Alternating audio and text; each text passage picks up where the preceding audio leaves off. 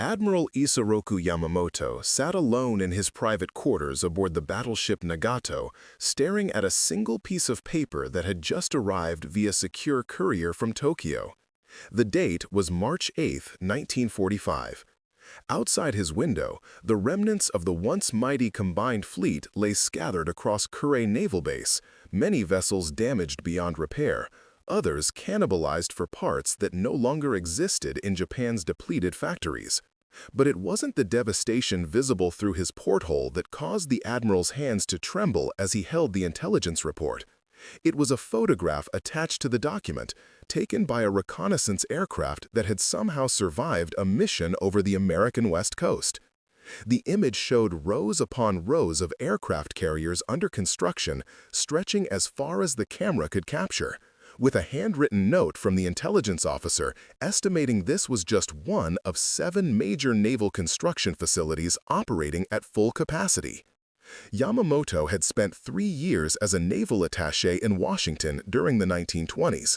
He had walked the streets of American cities, observed their factories, and warned his superiors that war with such a nation would be catastrophic. Now, holding proof that his darkest predictions had been horrifically understated, the admiral experienced a moment of clarity that would define the final chapter of his role in Japan's wartime leadership. The carriers in the photograph represented more tonnage than Japan had built in its entire naval history, and according to the intelligence assessment, they would all be operational within 6 months. Before we jump back in, tell us where you're tuning in from, and if this story touches you, make sure you're subscribed, because tomorrow I've saved something extra special for you. The path to this moment of terrible realization began not in 1945, but years earlier in the conference rooms and war planning offices where Japan's highest military leadership had convinced themselves of an illusion. General Hideki Tojo, who would later become prime minister, sat in one such meeting in the summer of 1940, listening to an economic briefing that would shape the empire's most fateful decisions. The presenter, a senior officer from the Army Planning Board, displayed charts showing American steel production, oil refining capacity, and automotive manufacturing figures. The numbers were staggering, dwarfing Japan's output in every category. Yet the conclusion drawn from this data reflected a fundamental misunderstanding that would prove catastrophic.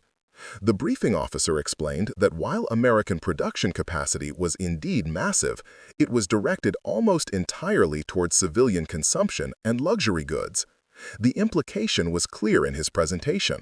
A nation that produced millions of automobiles for personal use, that wasted steel on decorative architecture, and that allowed its citizens to consume resources freely, could not possibly redirect this capacity efficiently for military purposes. The American spirit, the officer argued, was fundamentally commercial rather than martial. Their society valued comfort over sacrifice, profit over duty, and individual pleasure over collective purpose. General Tojo listened to this assessment with growing confidence.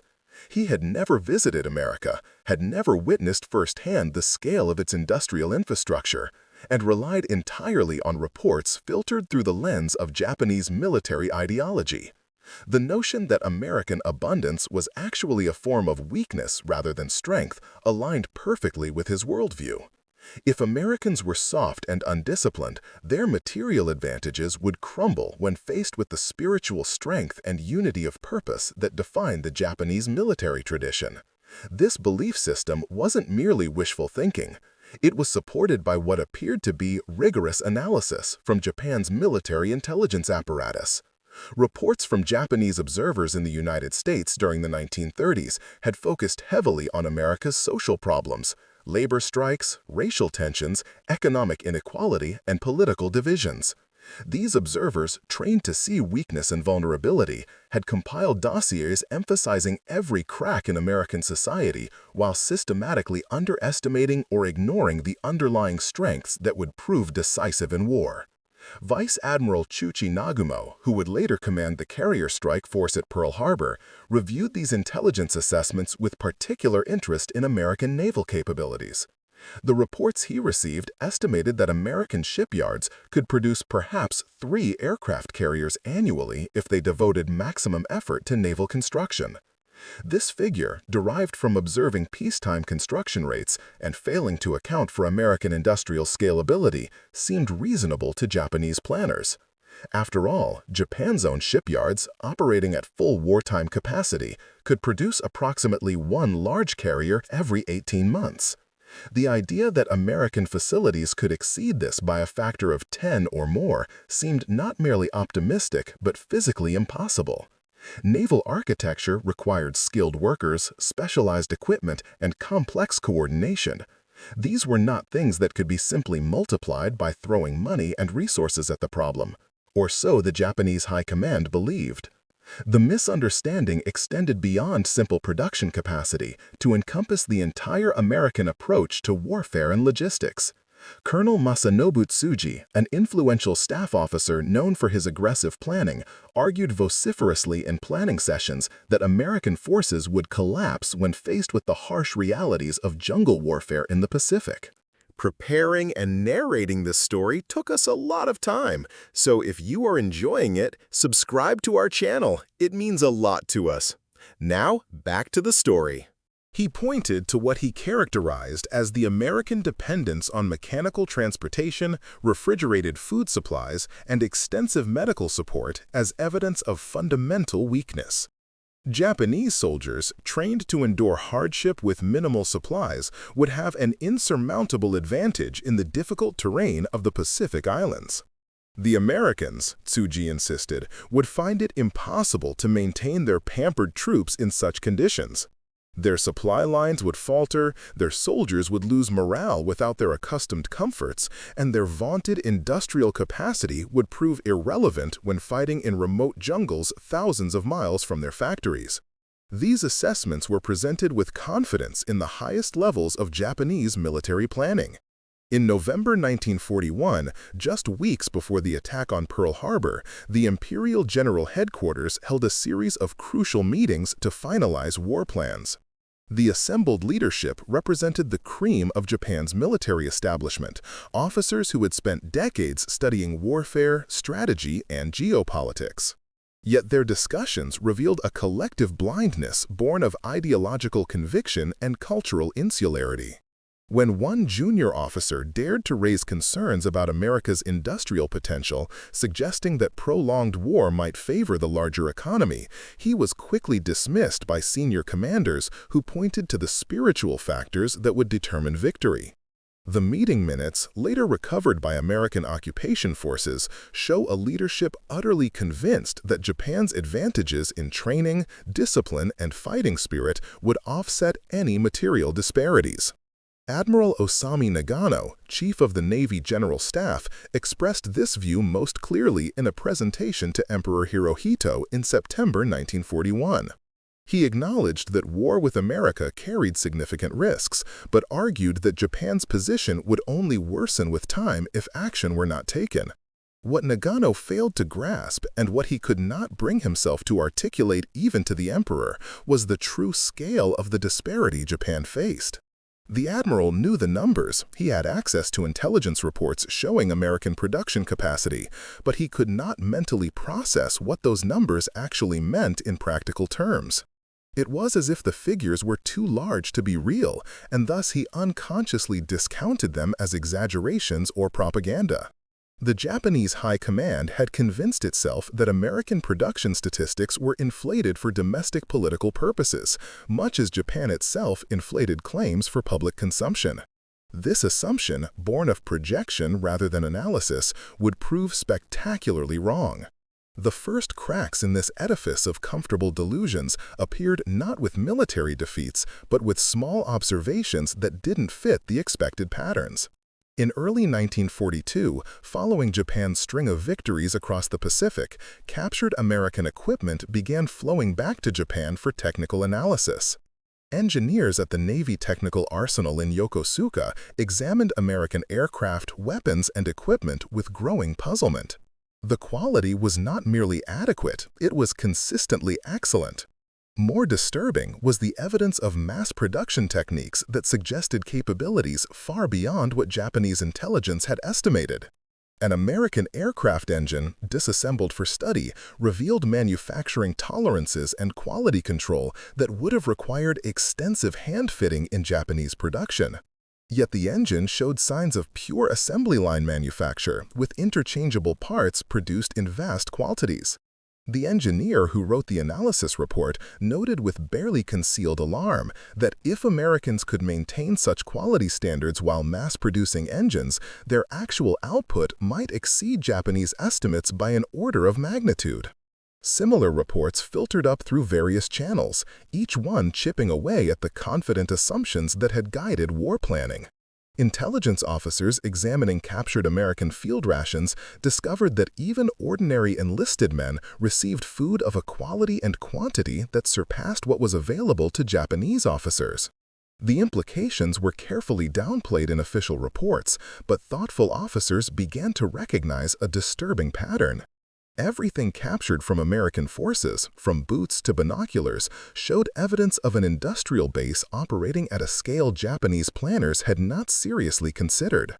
These were not the products of a decadent nation struggling to convert civilian factories to military production.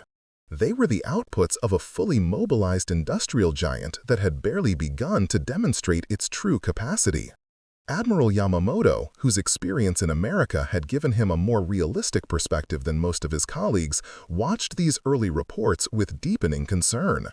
In private correspondence with trusted subordinates, he expressed doubts about the war's ultimate outcome, even as Japan celebrated its initial victories. The admiral had walked through American automobile factories during his time in Washington, had seen the massive scale of their steel mills and the efficiency of their production systems. He understood, in a way that his colleagues did not, that America's industrial capacity was not merely larger than Japan's, it was fundamentally different in kind. The Americans had perfected mass production to a degree that allowed them to treat as disposable what Japan would carefully maintain and repair. This philosophical difference in approach to material reflected resource abundance that Japan could not match, even in peacetime, let alone during war. But Yamamoto's warnings, delivered carefully to avoid accusations of defeatism, fell on ears deafened by ideology and wishful thinking. The early Japanese victories seemed to validate the optimistic assumptions of the war planners. If American forces were so formidable, how had they been so easily swept aside in the Philippines, Malaya, and the Dutch East Indies? The answer, which Japanese high command failed to grasp, was that they had not yet encountered American industrial mobilization operating at full capacity. They had defeated forward-deployed forces, often outnumbered and inadequately supplied, before America's productive engine had fully engaged. The real test would come later when the American industrial machine achieved its wartime tempo. That test would reveal not merely a quantitative difference in production, but a qualitative difference in how modern industrial war could be waged. The first undeniable evidence that something had gone catastrophically wrong with Japanese assessments came in June 1942, at the Battle of Midway. The loss of 4 fleet carriers in a single engagement was devastating enough, but the strategic implications went far beyond the immediate tactical defeat. Japanese naval aviation had trained its carrier pilots to an extraordinary level of skill through years of intensive practice, yet those irreplaceable air crews had been decimated in a matter of hours. The institutional knowledge, the combat experience, the specialized expertise represented by those pilots could not be quickly rebuilt. American losses, while significant, proved far less crippling because they possessed something Japan lacked: the industrial capacity to produce replacement aircraft and the training infrastructure to produce replacement pilots in vast numbers. The Americans could afford to lose carriers and aircrews because they could build new ones faster than Japan could sink them. This calculus, not seriously considered in pre-war planning, would define the Pacific War's trajectory. In the months following Midway, intelligence reports reaching Tokyo began to paint an increasingly alarming picture of American mobilization. A naval intelligence officer, analyzing photographs taken by long-range reconnaissance aircraft, reported seeing massive new construction at Pearl Harbor, facilities that dwarfed anything in Japanese ports. Aircraft production estimates, previously dismissed as inflated propaganda, were being revised upward as reports from multiple sources confirmed that American factories were indeed producing thousands of aircraft monthly. Perhaps most disturbing were reports about American shipbuilding, particularly the Liberty ships being mass-produced at a rate that seemed to defy the laws of naval architecture.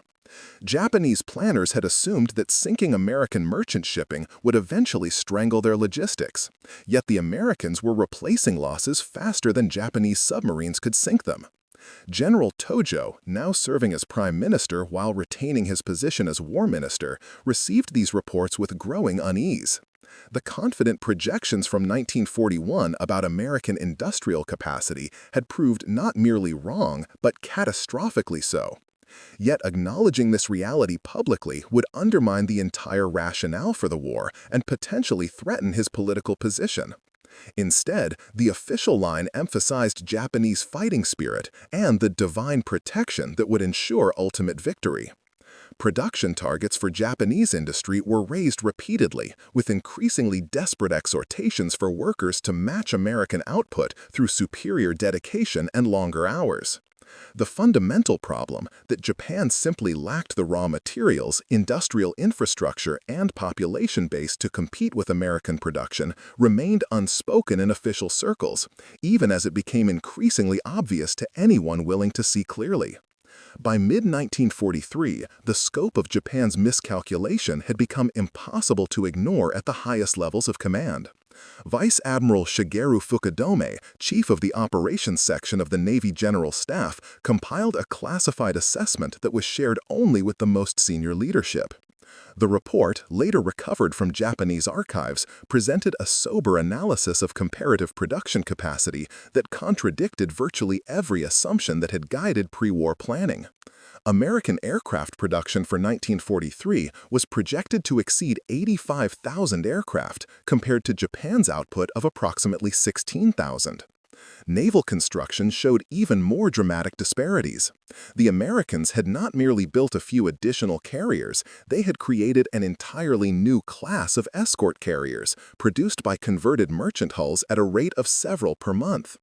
These vessels, dismissed as inferior designs by Japanese naval theorists, proved devastatingly effective in anti-submarine warfare and amphibious support. The psychological impact of these revelations on Japanese high command cannot be overstated. These were men who had devoted their lives to military service, who had risen through the ranks based on their supposed expertise in warfare and strategy. The discovery that their fundamental assumptions had been so completely wrong challenged not just their strategic planning, but their entire professional identity and worldview.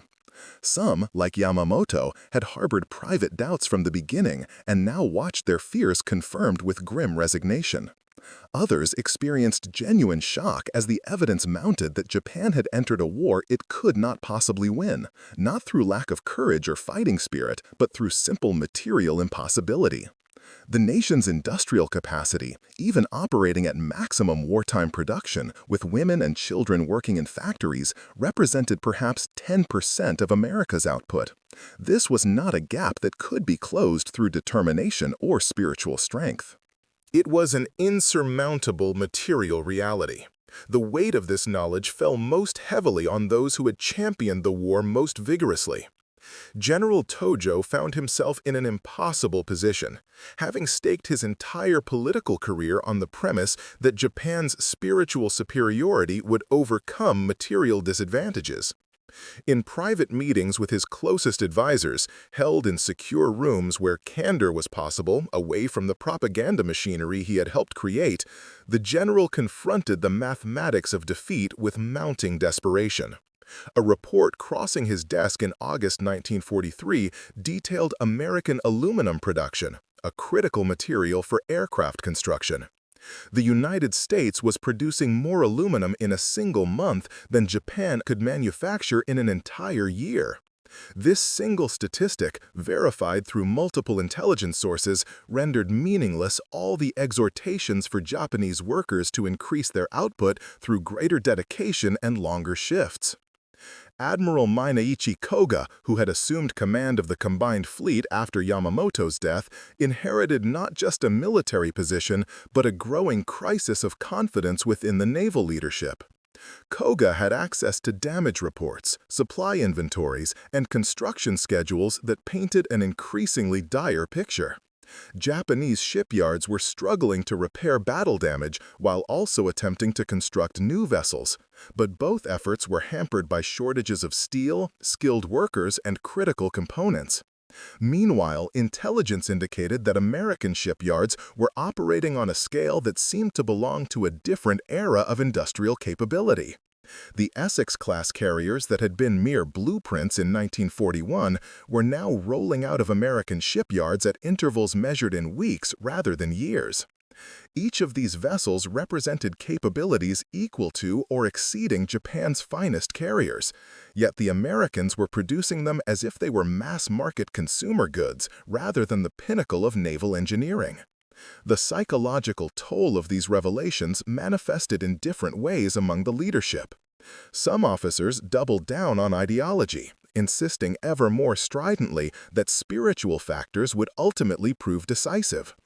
Others retreated into detailed technical discussions that avoided confronting the larger strategic impossibility, focusing on tactical improvements and incremental gains while ignoring the overwhelming tide of American production.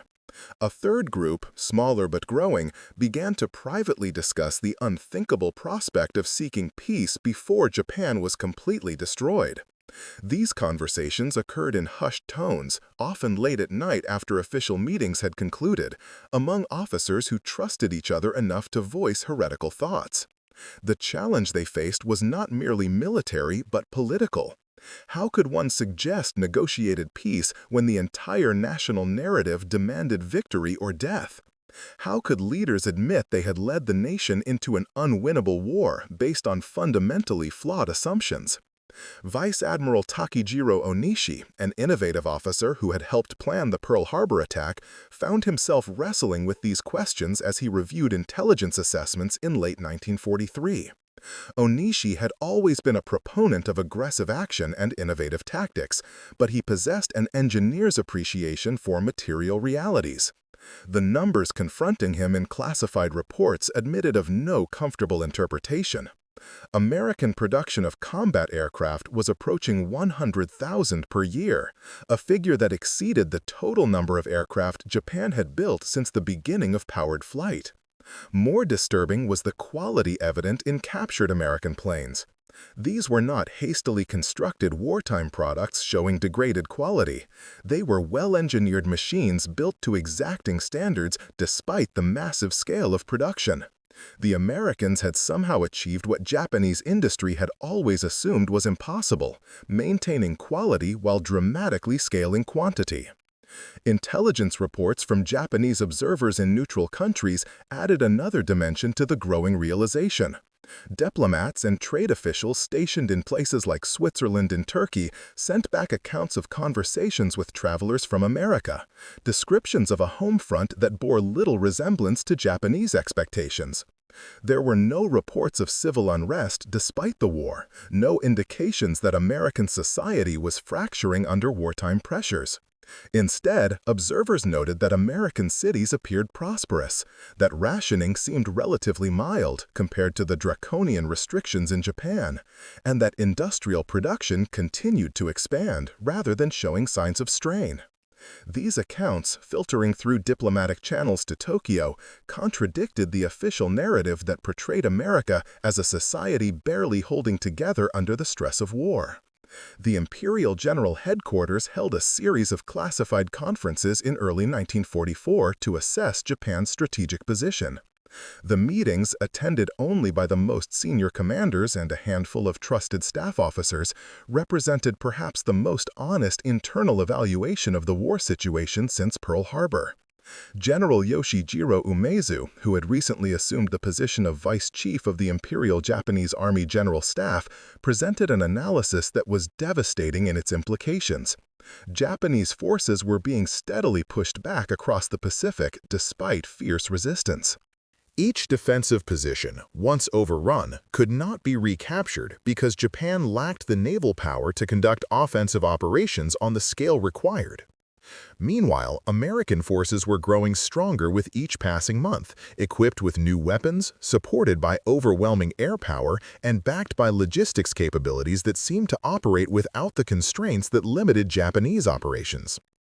The Navy's assessment, delivered by Admiral Koga's chief of staff, was, if anything, even more pessimistic. The combined fleet had been reduced to a shadow of its former strength, with irreplaceable losses in carriers and trained aircrew. Construction of new vessels continued, but at a pace that could not compensate for combat losses, much less match American building rates. Fuel shortages were becoming critical as American submarines and aircraft strangled the sea lanes connecting Japan to its conquered territories. The empire had gone to war partly to secure oil resources in the Dutch East Indies, yet Japan was now losing the naval strength necessary to transport that oil home. This strategic paradox, the inability to benefit from conquered resources because of the naval power required to protect supply lines, represented a fundamental flaw in the entire war plan that was only now becoming fully apparent. Perhaps the most painful revelation came from comparing pre-war estimates with wartime reality. Staff officers compiled charts showing projected American production alongside actual figures, and the disparity was staggering. In virtually every category, aircraft, ships, vehicles, weapons, the United States had exceeded even the most pessimistic Japanese projections by factors of 2 or 3.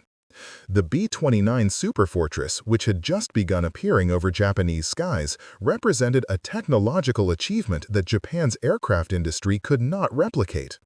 The fact that Americans were producing these massive, complex bombers in quantities of hundreds per month while Japan struggled to build simpler aircraft designs in far smaller numbers illustrated the chasm between the two industrial systems.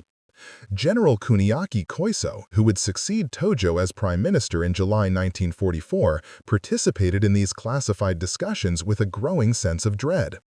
Koiso had served in Manchuria and understood the logistics of military operations across vast distances.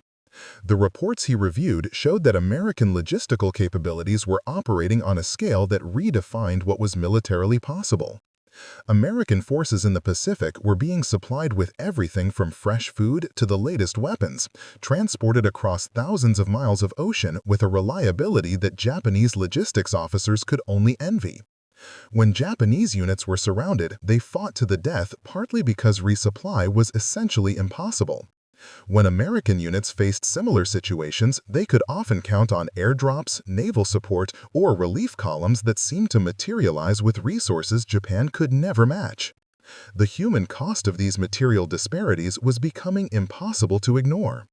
Japanese casualties were mounting not just from combat, but from disease, malnutrition, and simple lack of medical supplies.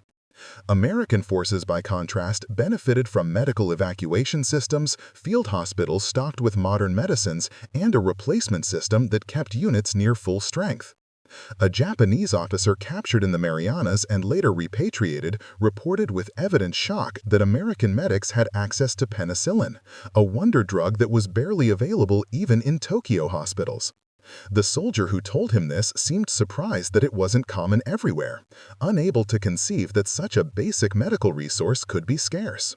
This casual attitude toward what were life-saving luxuries in Japan reinforced the growing realization that American abundance operated at levels the Japanese leadership had simply failed to imagine.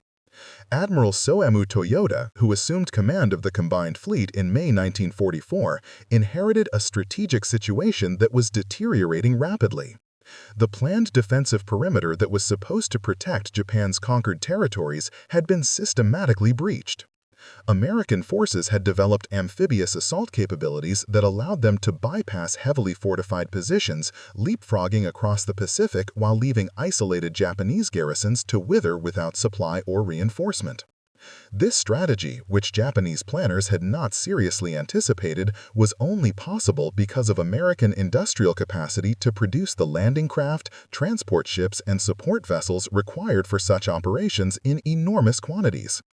Each American amphibious operation involved more shipping than Japan could have assembled for its entire military at any given moment. The decisive moment for many in the Japanese High Command came with the Battle of the Philippine Sea in June 1944.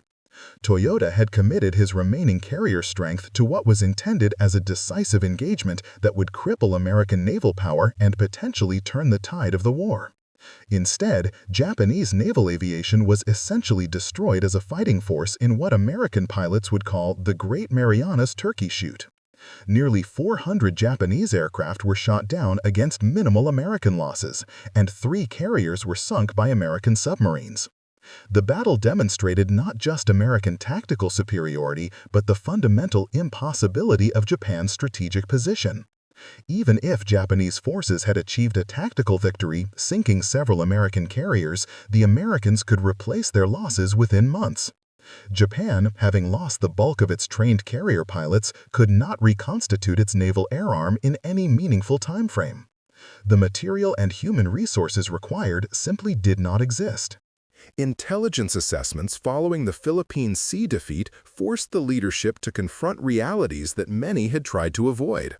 Vice Admiral Takagi, conducting a post-battle analysis, compiled statistics that left no room for optimistic interpretation. American pilot training programs were producing aircrew at a rate of thousands per month, with flight hours and instruction quality that exceeded Japanese standards. American aircraft were being delivered to combat units faster than Japan could produce them, let alone train pilots to fly them. The combination of overwhelming material superiority and effective personnel training created a multiplicative advantage that rendered Japanese resistance increasingly futile. Takagi's report, circulated among senior naval officers, concluded with an assessment that was remarkable for its bluntness. Continued resistance would result in the complete destruction of Japanese naval and air power within 12 months, followed by invasion of the home islands by forces Japan would have no capacity to effectively resist. The Army leadership faced similar reckonings as American forces advanced across the Pacific.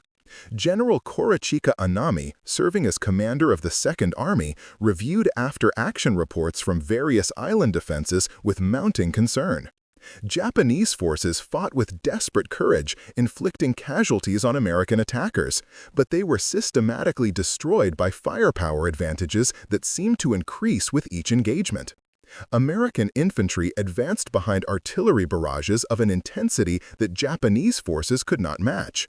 When Japanese troops prepared banzai charges in final desperate attacks, they were cut down by machine guns, mortars, and coordinated fire from supporting tanks and aircraft. The tactical innovations and fighting spirit that Japanese doctrine emphasized proved inadequate against enemies who could bring overwhelming firepower to bear at every point of contact. Private discussions among the leadership increasingly turned to the question of how the war could be ended. Prince Fumimaro Konoe, a former prime minister who retained significant political influence, began quietly advocating for peace negotiations in conversations with Emperor Hirohito. Konoe argued that continued resistance would only result in worse terms and potentially the destruction of the imperial system itself. The challenge was finding any basis for negotiation when Japan's bargaining position deteriorated with each passing week. The conquests that had justified the war were being systematically reversed. Japanese cities were beginning to experience regular bombing raids, and the material balance grew more lopsided daily. What could Japan offer in negotiations except unconditional acceptance of Allied terms?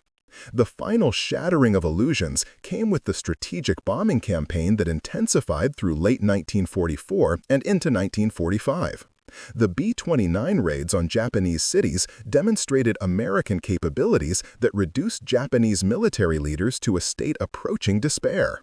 These massive aircraft, flying at altitudes beyond the reach of most Japanese fighters, delivered tonnages of bombs that devastated urban areas with terrifying efficiency. The firebombing of Tokyo in March 1945 killed more than 100,000 people in a single night and destroyed vast sections of the capital. Similar raids on other cities followed, each one demonstrating that Japan had no effective defense against attack from the air. The fighters and anti-aircraft guns that might have provided some protection simply did not exist in sufficient numbers and could not be produced given the shortages of materials, fuel, and trained personnel that paralyzed Japanese industry.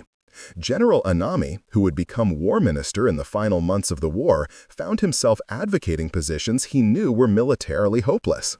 The plan to defend the home islands through massive civilian mobilization and guerrilla warfare, the concept of making invasions so costly that Americans would negotiate rather than pay the price, represented a final refuge for those unable to accept complete defeat. Yet even Anami, in private moments, acknowledged the impossibility of the situation. American production capacity meant they could afford casualties that would be catastrophic for any other nation. The atomic weapons that would soon be deployed represented merely an acceleration of the inevitable, not a fundamental change in the war's trajectory. Japan had lost the moment it chose to fight a prolonged war against an industrial power whose capacity exceeded Japanese estimates by orders of magnitude. Up next, you've got two more standout stories right on your screen. If this one hit the mark, you won't want to pass these up. Just click and check them out.